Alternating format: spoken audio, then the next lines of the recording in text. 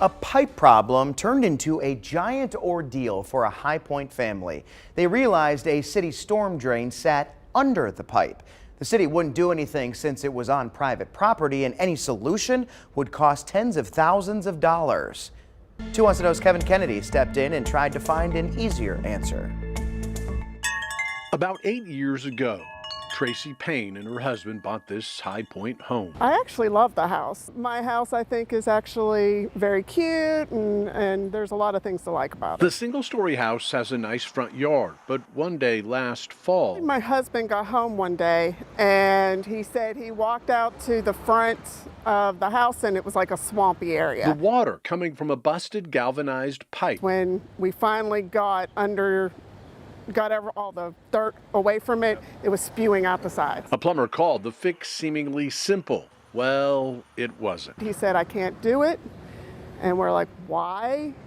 And he said, come here. The answer, about 2 feet underground. A storm drain pipe runs horizontally across the yard. That pipe above the main water And line. the guy said he wouldn't do it because it was unstable. The threat of a collapse a possibility. Tracy contacting the city about this large storm drain pipe. What does the city tell you?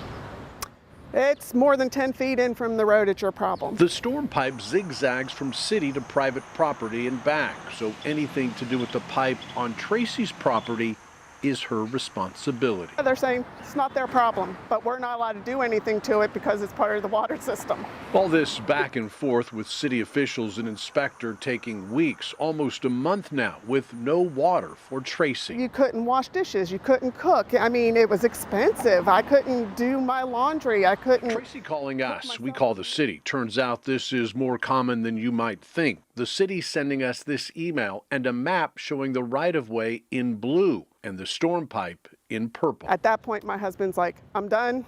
That's it. I'm getting water to my house. The city allowing the water line to run on top of the storm pipe. One problem solved, another not so much. This is video Tracy sent us. Her road flooding, the storm pipe seemingly overwhelmed. She also thinks the pipe is leaking. I believe it is still a problem. We have sinkholes in our yard that we believe at this point, now that we know that this is here, we believe that this is causing the issue. A fix would involve money, lots of money. Just to get the pipe is over $100,000 or over $44,000 for just the pipe. Money Tracy doesn't have. She thought about capping the pipe so water can't get in and leak.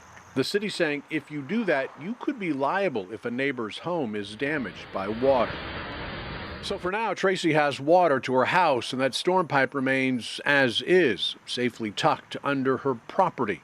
Tracy learning more than she wanted about plumbing problems and the intersection between private and city property. In High Point, Kevin Kennedy, 2 Wants to Know.